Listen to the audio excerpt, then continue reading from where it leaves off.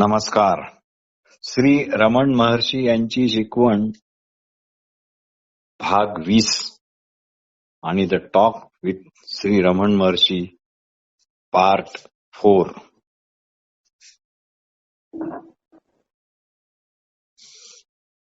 दिनांक 4/7/1935.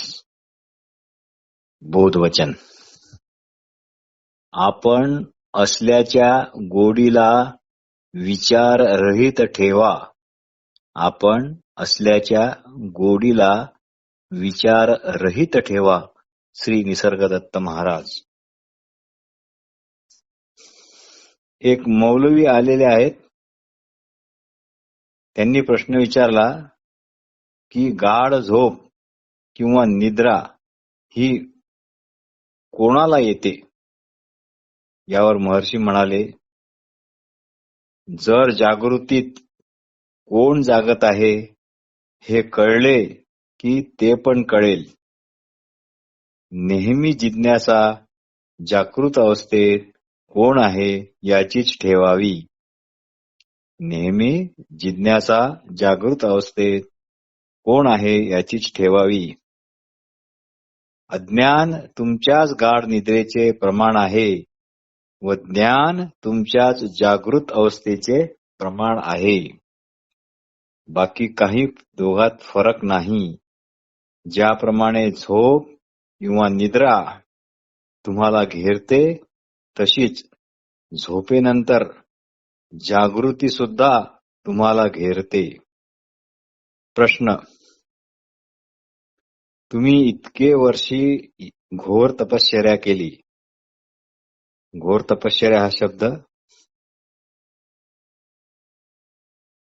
वापरायचा म्हणून वापरलेला दिसतो. इतके वर्ष तुम्ही घोर तपस्या केली, तुम्ही काय प्राप्त केले? महर्षी म्हणाले, अहो जे प्राप्तच आहे, जे प्राप्तच आहे तेच प्राप्त केले एवढेच आता म्हणता येईल. जसे असायला हवे तसाच मी आहे. जसे असायला हवे तसाच मी आहे म्हणजे जसा होतो तसाच आहे. प्राप्त अप्राप्त असे काहीही नाही. प्राप्त अप्राप्त असे काहीही नाही. दिनांक 6/7/1935. बोधवचन.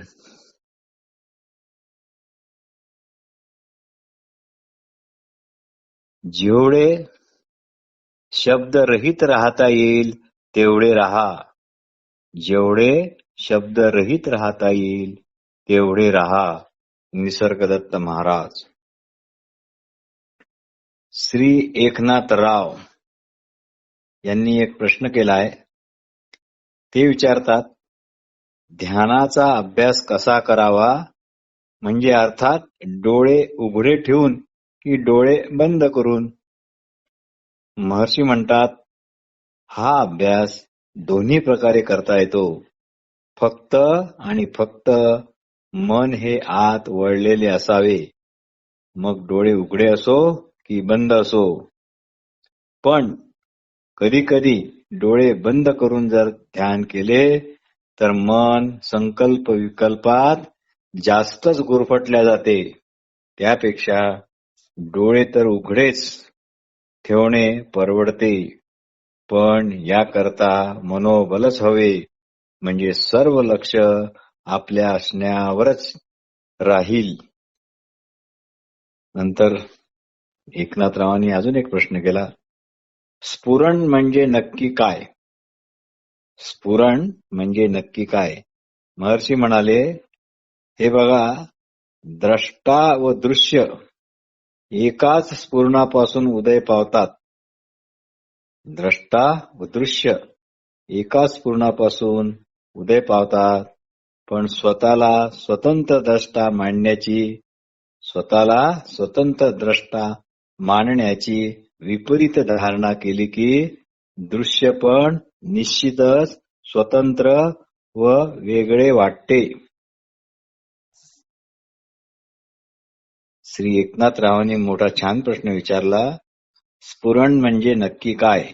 महर्षी म्हणाले, द्रष्टा व दृश्य एकाच स्फुरणापासून उदय पावतात, पण स्वतःला स्वतंत्र द्रष्टा मानण्याची विपरीत धारणा केली की दृश्य पण निश्चितच स्वतंत्र व वेगळे वाटते व द्रष्टा हा स्थिर आहे, हा पण एक भ्रामकपणा निर्माण होऊन दृश्य प्रत्येक क्षणी बदलत आहे आणि आपण स्थिर आहोत अशी पण विपरीत धारणा होऊन सृष्टीची, जगताची ही सातत्यता अनुभवल्या जाते व द्रष्टा त्याचा उपयोग किंवा उपभोग करून त्यात जास्तच गुंतल्या जातो. पण खरे म्हणजे आपले असणे पण हे एखाद्या पडद्याप्रमाणे आहे. खरे म्हणजे आपले असणे पण हे एखाद्या पडद्याप्रमाणे आहे.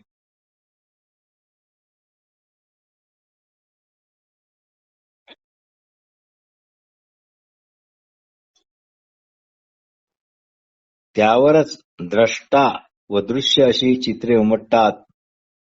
प्रश्न: मूर्तीपूजेत माझी आस्था आहे. मूर्तीपूजेत माझी आस्था आहे, त्यापासून काही फायदा होईल का? महर्षी म्हणाले, अवश्य अवश्य फायदा होईल. उपासनेमुळे मन एकाग्र होईल आणि नंतर ते एकाग्र मन झाले की मग तुम्ही असा शोध घ्या की उपासना कोण करतो, मूर्तीपूजा कोण करतो. शेवटी तुम्हाला इथेच यायचे आहे. जप केला तरी जप कोण करतो, योग केला तरी योग कोण करतो, इत्यादी. असे केले तरच आत्मपद जे काही म्हणतात त्याची प्राप्ती होईल. सध्या अडचण अशी आहे की देहात्मबुद्धीमुळे कर्त्यापणाच्या बेड्या आपल्या पायात पडल्या आहेत. सर्व कारभार उच्चतर सत्तेच्याच हाती आहे. मनुष्य यंत्र मात्र म्हणजे कठपुतळीसारखाच म्हणावा लागतो. पण हे मान्य होताच दुःख क्लेशाविषयीची धारणाच बदलते. हे बघा, गोपुरामध्ये छतावर काही मनुष्यांच्या प्रतिमा दिसतात. जणू त्यांनी सर्व गोपुरांचा भार आपल्या खांद्यावरच घेतला असावा अशा प्रकारे. अशा वस्तुतः सर्व भार हा मोठमोठ्या खांबावर किंवा स्तंभावर असतो. तसाच कर्तृत्वाचा भ्रम सर्वांना असतो. कुणाच्या तरी मृत्यूची सूचना महर्षींना देण्यात आली आहे. महर्षी म्हणाले, बरे झाले. खरं म्हणजे मृत माणूस खरा सुखी होय. अशाच माणसाला सुखी म्हणावं लागेल. यातनामय शरीर टाकून गेला बिचारा. मृत्यू घाबरण्यासारखी थोडीच अघटित घटना आहे. आपल्याला झोपण्याची भीती वाटते, त्यासाठी तर आपण खूपच आयोजन करतो. निद्रा अल्पकालीन मृत्यू आहे आणि मृत्यू हा दीर्घकालीन निद्रा आहे. एवढाच मृत्यू आणि निद्रा यांच्यामध्ये फरक आहे. दिनांक 13/7/1935. दिनांक 13/7/1935. सर्व जर आपणच तर भय कशाला. सर्व जर आपणच तर भय कशाला आणि कशाचे. निसर्गदत्त महाराज. एक प्रश्न आला आहे, आत्मज्ञान झाल्यावर जगत भासते काय? आत्मज्ञान झाल्यावर जगत भासते काय? महर्षी विचारतात, हा प्रश्न कोण विचारित आहे? हा प्रश्न कोण विचारित आहे? जग तुम्हाला येऊन कधी म्हटले आहे का जगाने की हे बघा बरं मी इथे आहे? किंवा शरीर तुम्हाला म्हणते का, हे बघा मी म्हणजे तुझे शरीर बर का? मग आपणच म्हणतो ना जग आहे, शरीर माझे आहे, हे जग आहे, इत्यादी इत्यादी. या म्हणणाऱ्यालाच प्रथम शोधा.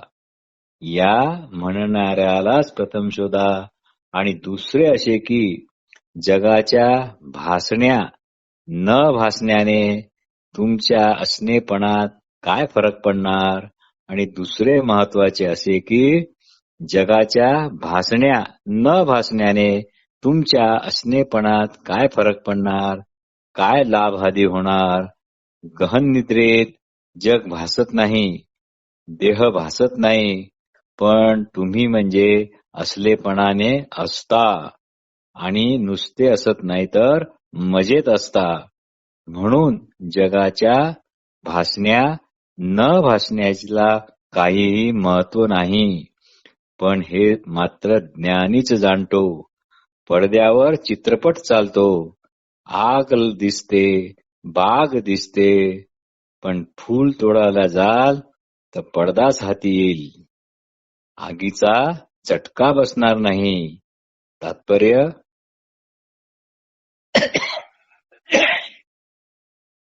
तात्पर्य अज्ञानी जगत स्वतंत्र व सत्य मानतो. अज्ञानी हा जगाला स्वतंत्र व सत्य मानतो, पण ज्ञानी जगाला आत्म्याचीच अभिव्यक्ती मानतो. पण ज्ञानी जगाला आत्म्याचीच अभिव्यक्ती मानतो. पण याकरता सत्य मी आणि असत्य मी यातील फरक हा समजायला हवा. मग आत्मभावामध्ये राहायला कुठलाच प्रयत्न करण्याची काहीही गरज उरणार नाही. काहीही गरज उरणार नाही.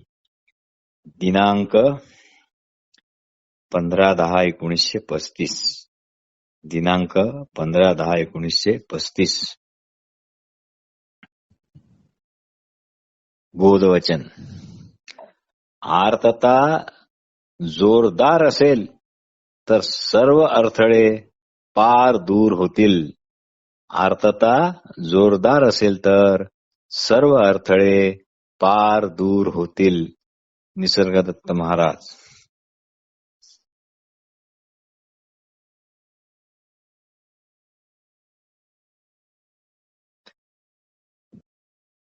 मनाच्या बाबतीत चर्चा चालू आहे.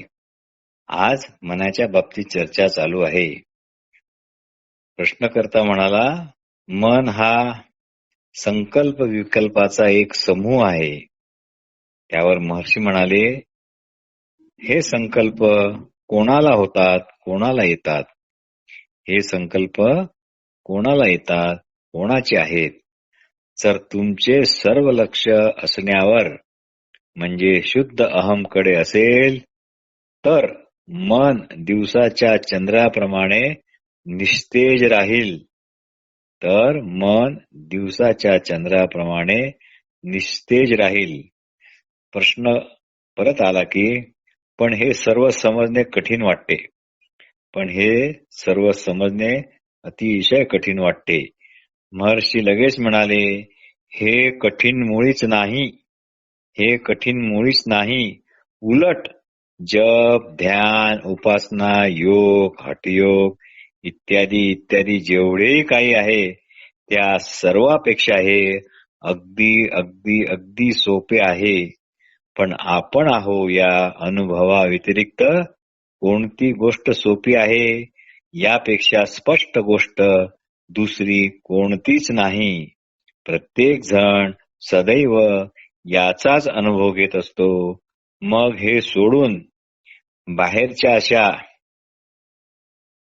बदलाची म्हणजे जप, ध्यान इत्यादीच्या मागे लागण्यात काय अर्थ. प्रश्न. जगापासून मनाला दूर कसे करावे, किंवा जगाला मनापासून दूर करावे कसे करावे, किंवा मनाला जगापासून दूर कसे करावे. महर्षी म्हणतात, जग काय तुमच्या कानात येऊन सांगते का मी आहे म्हणून. महर्षी म्हणतात, जग काय तुमच्या कानात सांगते मी आहे म्हणून. तुम्हीच म्हणता जग आहे, तुम्हीच म्हणता जग आहे. आता एकच काम करा, हेच शोधा की कोण म्हणतो जग आहे. आता एकच काम करा, हेच शोधा की कोण म्हणतो जग आहे म्हणून, त्याच्याच मुळाशी जा. तुम्हीच म्हणता शरीर माझे, तुम्हीच म्हणता शरीर माझे, तुम्हीच म्हणता हे शरीर तुझे. शरीर नाही म्हणत तुम्ही माझे वगैरे वगैरे, तुम्हीच म्हणता शरीर माझे. दिनांक 16/10/1935. बोधवचन. खरे सुख परिस्थितीवर अवलंबून नाही. खरे सुख परिस्थितीवर अवलंबून नाही. निसर्गदत्त महाराज. दिनांक 16/10/1935. दिनांक 16/10/1935.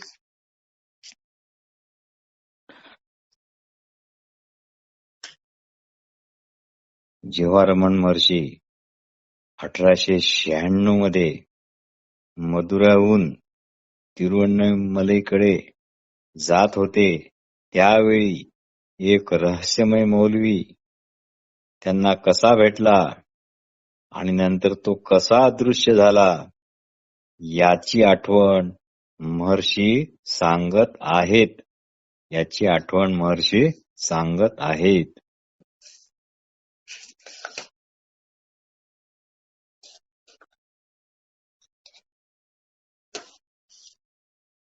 प्रश्न.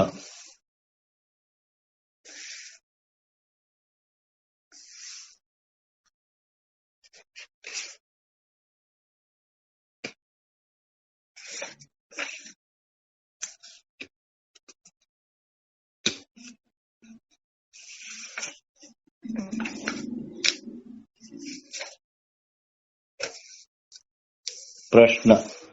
ध्यान का आवश्यक आहे? ध्यान का आवश्यक आहे? महर्षी म्हणतात,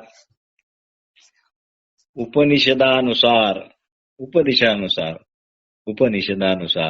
सर्व पृथ्वी इत्यादी नित्य ध्यान मग्न अवस्थेतच आहेत.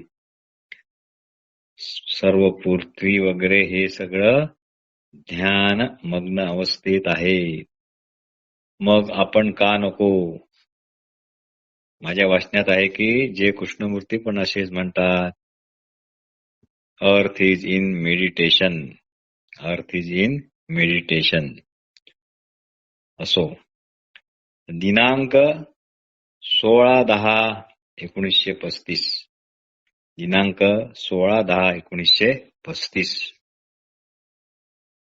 बोधवचन. तो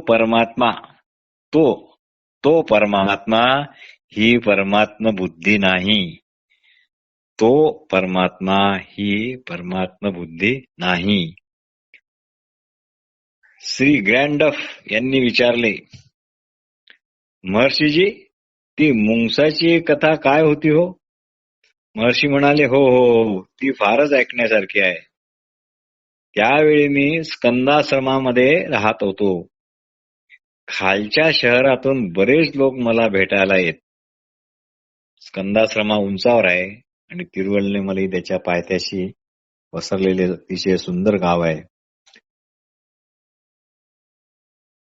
श्री यंत्र यावर वास्तुशास्त्राने ते शहर वसलेलं आहे. असो. खालच्या शहरातून बरेच लोक भेटायला येत.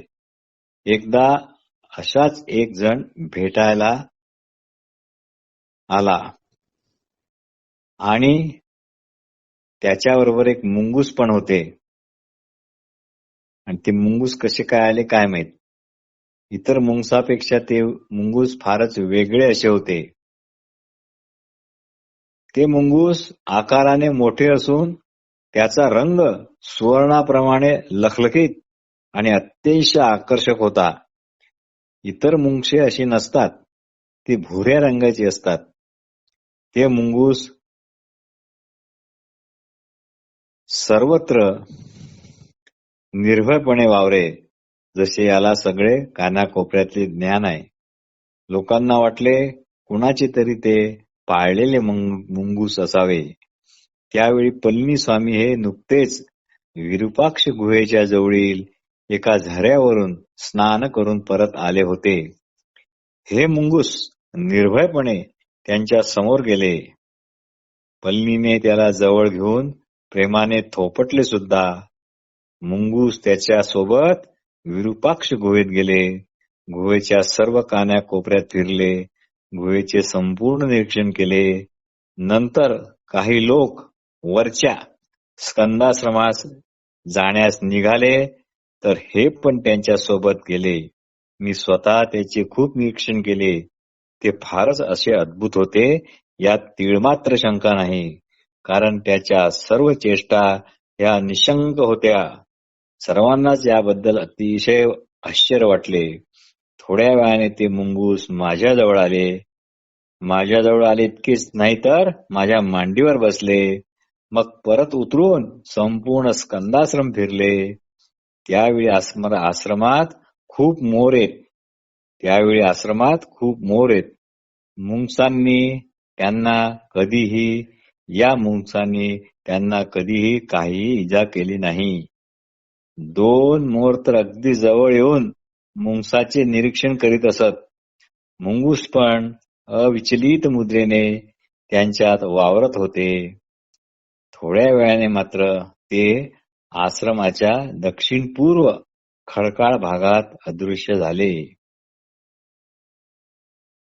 दिनांक 6/12/1935. दिनांक 6/11/1935. बोधवचन. नाही पटलं तर सोडून द्या, पण उगाच निंदा करू नका. निसर्गदत्त महाराज. महर्षी म्हणाले, हे बघा, कापुराची आरती म्हणजे जणू ज्ञानाचा प्रकाश. आणि विभूती जी पांढरी असते, विभूती म्हणजे शिव. व कुंकू म्हणजे शक्ती, लाल कुंकू म्हणजे शक्ती. विभूती 2 प्रकारची आहे, परा विभूती आणि अपरा विभूती. पवित्र विभूती अपरा असते, आणि जेव्हा साक्षात्कार रूपी अग्नीत मनाचा सर्व मळ जळून खाक होतो, तेव्हा जी उरते त्याला पराविभूती म्हणतात. हेच परब्रह्म होय. दिनांक 7/11/1935. एकाने विचारले, मनाला सतत मारण्याचा प्रयत्न हा घातक ठरू शकतो, नाही का? महर्षींनी लगेच उत्तर दिले, कुणाला घातक ठरू शकतो? तुम्हाला? तुम्ही तर सदैव जसे आहात तसेच आहात. हे पहा, असे समजा की शाश्वत मीचे स्फुरण हा एक असीमित समुद्र आहे, व अहंकारी मी त्यावर आलेला एक केवळ बुडबुडा आहे. त्यालाच आपण जीव असे म्हणतो, त्यालाच आपण अमुक तमुक असे म्हणतो. वस्तुतः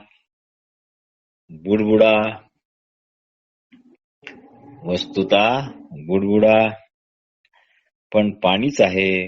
म्हणून जेव्हा बुडबुडा फुटतो तेव्हा तो समुद्रच होतो. तात्पर्य, बुडबुडाच्या आकाराला बुडबुडा हा वस्तुतः समुद्रच आहे, हे इतकेच. तात्पर्य, बुडबुडाच्या आकारात हा बुडबुडा वस्तुतः समुद्रच आहे, हे इतकेच समजणे महत्वाचे आहे. आणि याच सत्याचे ज्ञान नसल्यामुळे असंख्य मार्गांना महत्व उगाच आले आहे. योग, भक्ती, कर्म, जप इत्यादीचा बोलबाला झालेला आहे. त्यामध्ये या एकाच गोष्टीचा खूप कौशल्याने पण जटिल पद्धतीने विस्तार केला आहे. त्यामुळे साधक फक्त मोहित होतो, आणि मोहित झाल्यानंतर तो भ्रमित होतो. इंद्रियानुभूत अनुभवाला प्रत्यक्ष ज्ञान म्हणतात, पण आपल्या असणेपणाविषयी आपल्याला जी खात्री आहे त्यापेक्षा दुसरी अशी प्रत्यक्ष वस्तू कुठेतरी आहे का हो? याचे ज्ञान जर आपल्याला इंद्रियाच्या ज्ञानाशिवाय होत आहे, पण या इंद्रियातीत अनुभवाचे आपल्याला अजिबात आकर्षण नाही, याचा शोध मात्र कुणीच घेत नाही. आपल्याला फक्त कौशल्याने जटिल पद्धतीने जे काही सांगितले जाते त्याचीच आपण चिरफाड करत राहतो. दिनांक 13/11/1935. 13/11/1935. बोधवचन.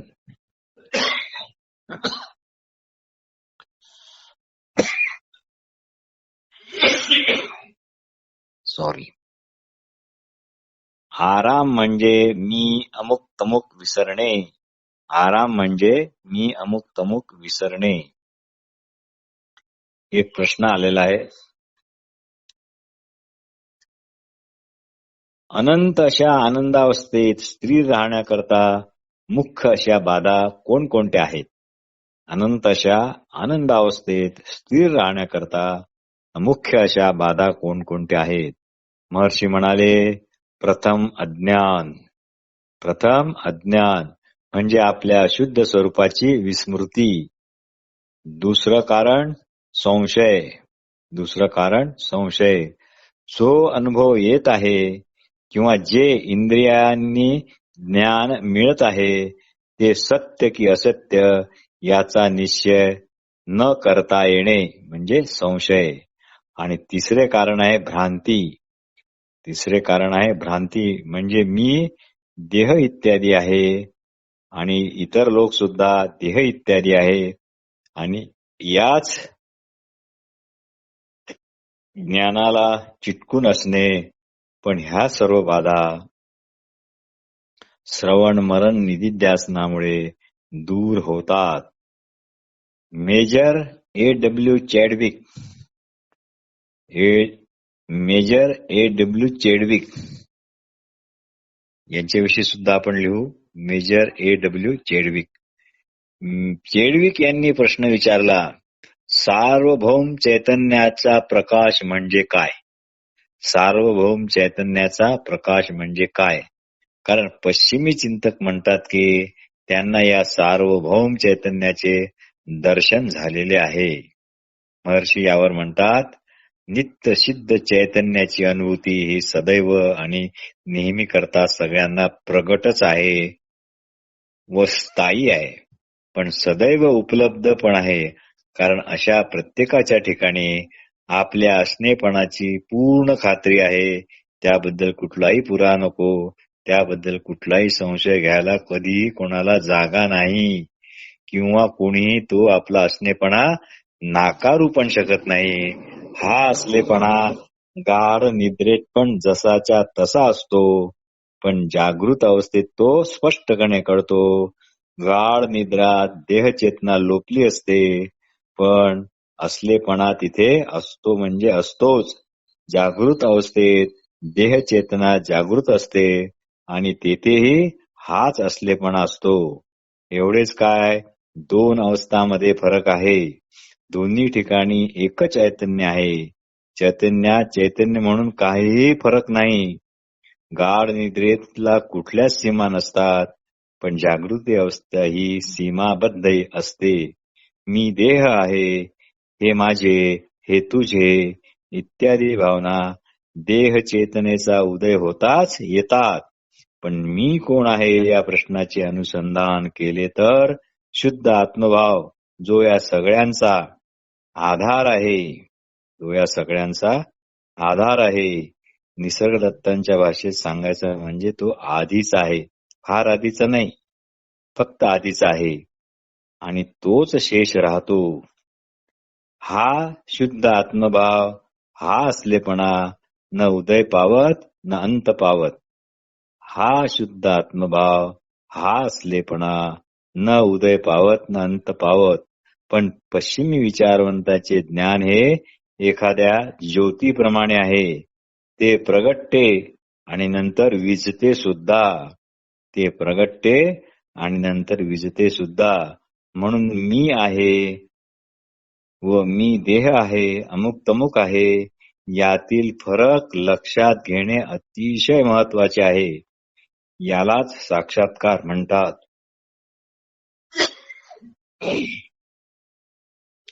यालाच साक्षात्कार म्हणतात. साक्षात्कार म्हणजे काही नवीन मिळवणे, काहीतरी नवीन होणे असे नाही. जे आहे तेच होणे, जे आहे ते तसेच्या तसेच समजणे, जे आहे तेच होणे होय.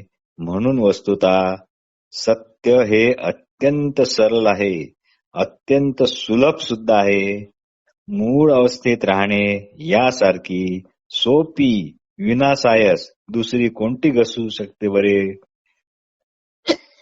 मूळ स्वरूपात राहणे यासारखी सोपी विनासायस काही दुसरी गोष्ट असू शकते काय.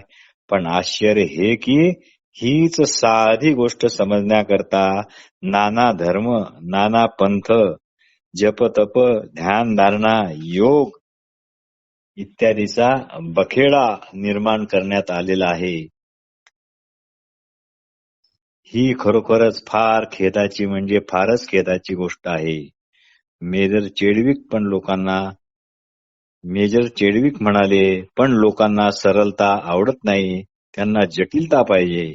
महर्षी म्हणाले, हे असेच आहे, कारण लोकांची रुची विस्तारात, जटिलतेत, शब्दबंबाळात, आकर्षणातच आहे. मग अनेक धर्म उदय पावले आणि एकमेकाचे धर्माचे विरोधक पण त्यात उदय झाले. मेजर चेडविक म्हणाले, कधी कधी ध्यानात स्थूल देहापासून अलग झाल्यामुळे खूप भीती वाटते. मेजर चेडविकने आपला ध्यानाचा अनुभव सांगितला. ते म्हणतात, कधी कधी ध्यानात स्थूल देहापासून अलग झाल्यामुळे खूप भीती वाटते. महर्षीने आपले नेहमीचे पेट प्रश्न विचारला, ही भीती कुणाला वाटते? ही भीती कुणाला वाटते? हा सर्व देहात्म बुद्धीचा परिणाम आहे. शरीर व आत्मा एकच मानल्यामुळे हे असे होते. शरीर व आत्मा एकच मानल्यामुळे हे असे होते. धन्यवाद.